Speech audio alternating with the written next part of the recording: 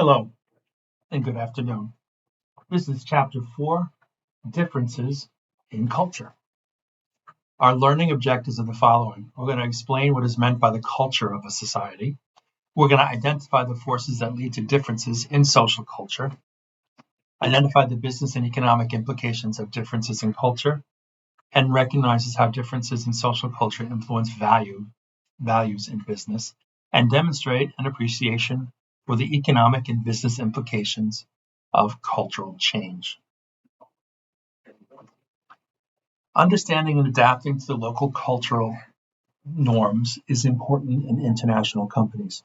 Cross-cultural literacy refers to understanding how cultural differences across and within countries can affect how business is practiced. Cultural differences create a common bond among people. Numerous values and norms exist in these cultural systems that might affect international business. Cultures can and do evolve. Culture. What is culture? Culture is a system of values and norms shared among a group of people that, when taken together, constitute a design for living.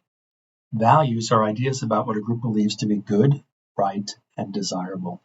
Norms are social rules and guidelines that prescribe appropriate behavior in particular situations. And a society is a group of people sharing a common set of values and norms within a culture. Values provide the context within which a society's norms are established and justified.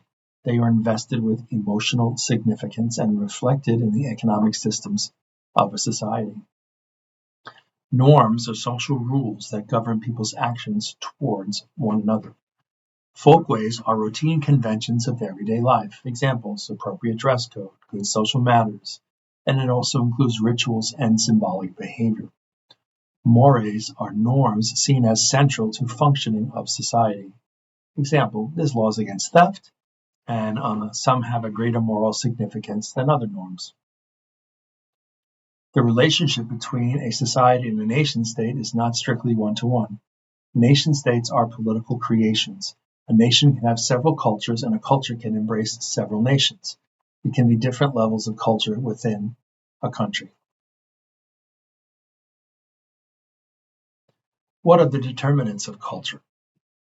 These are the values and norms of a culture that evolve over time.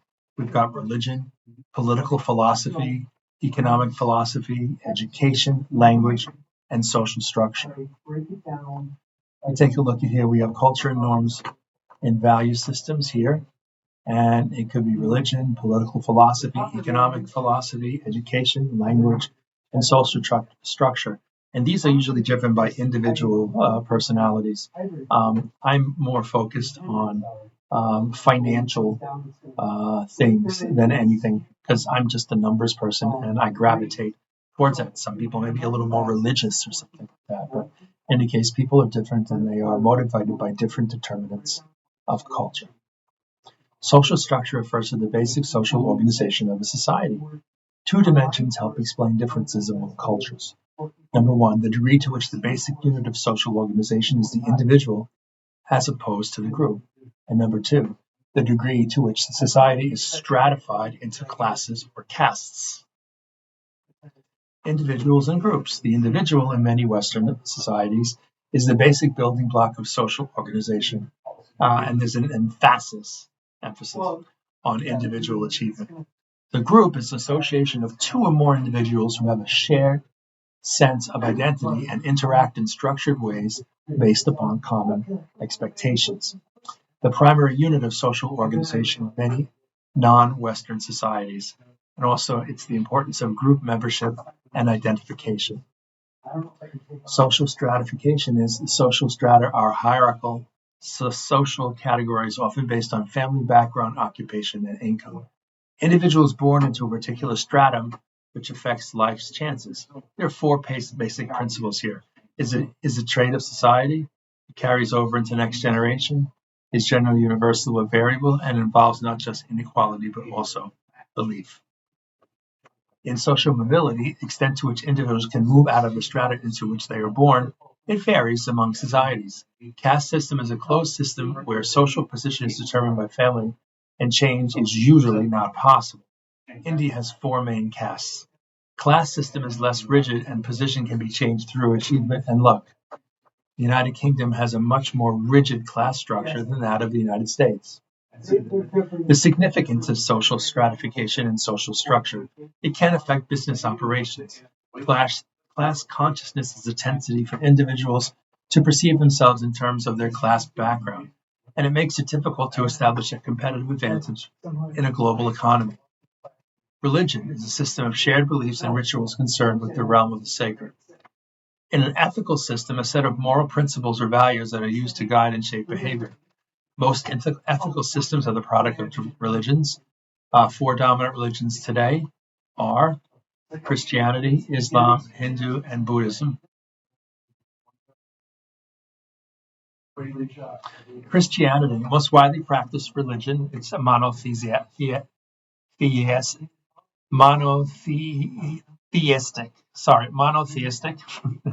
It's found throughout Europe, the Americas, and other countries settled by Europeans.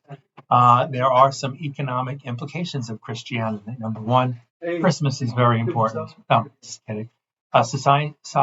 Sociologists argue that Protestant branch has the most important economic implications. Max Weber, Protestant ethics and the spirit of capitalism are also some of the other implications of Christianity. Christianity is the most widely practiced religion. I just read that. Islam is the second largest religion. It's monotheistic, one true omnipotent God, which is Allah, and Islamic fundamentalism states that associated in the West with militants and terrorists, a response to social pressures to move toward modernization and the influence of Western society. The economic implications of Islam, many pro-free enterprise principles, protection of private property, and concern with social justice. It prohibits the payment or receipt of interest.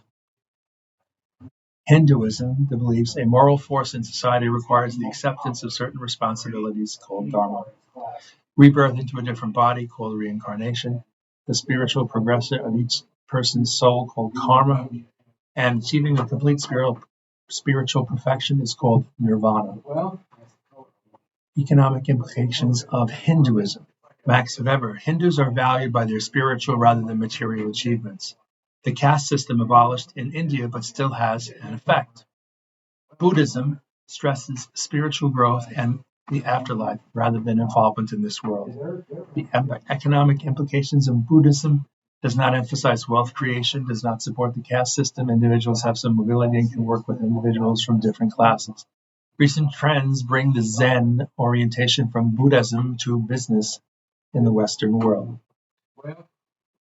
Confucianism, practiced mainly in China, Korea, and Japan, teaches the importance of attaining personal salvation through right action, high morals, ethical conduct, and loyalty to others.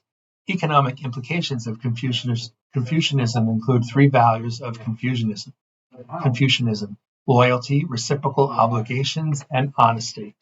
And all may lead to lowering the cost of doing business in Confucian societies. Guanxi are relationship networks supported by reciprocal obligations. Language. Spoken language. Language structures the way we see the world. Countries with more than one language often have more than one culture. Mandarin, Chinese, is mother tongue of the largest number of people. The most widely spoken language in the world is English. English is becoming the language of international business. I think it is already. Unspoken language, nonverbal communication refers to the use of nonverbal cues to communicate meaning. Often culturally bound, personal space is the comfortable distance between the speaker and the listener, and varies among cultures, which makes it important to know in business. For a formal education, medium through which individuals learn languages and other skills. Socializes the young into the values and norms of society. The hidden curriculum in schools teaches respect for others, obedience to authority, honesty, neatness, timeliness.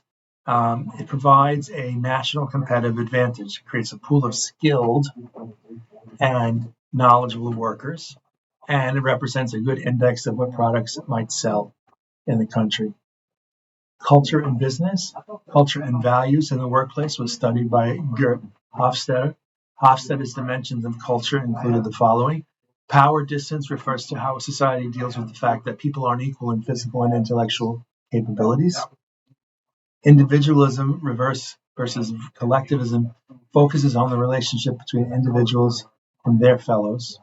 Uncertainty avoidance measures the extent to which different cultures socialize their members into accepting ambiguous situations and tolerating uncertainty. Hofstadter's Dimensions of Culture stated that masculinity versus femininity looks at the relation between gender and work roles. Long-term versus short-term orientation refers to the extent to which a culture programs its citizens to accept delayed gratification of their material, social, and emotional needs. Indulgence versus restraint was added in 2010. An indulgent refers to a society that allows relatively free gratification of basic and natural human drives related to enjoying life and having fun. Restraint refers to a society that suppresses gratification of needs and regulates it by means of strict norms.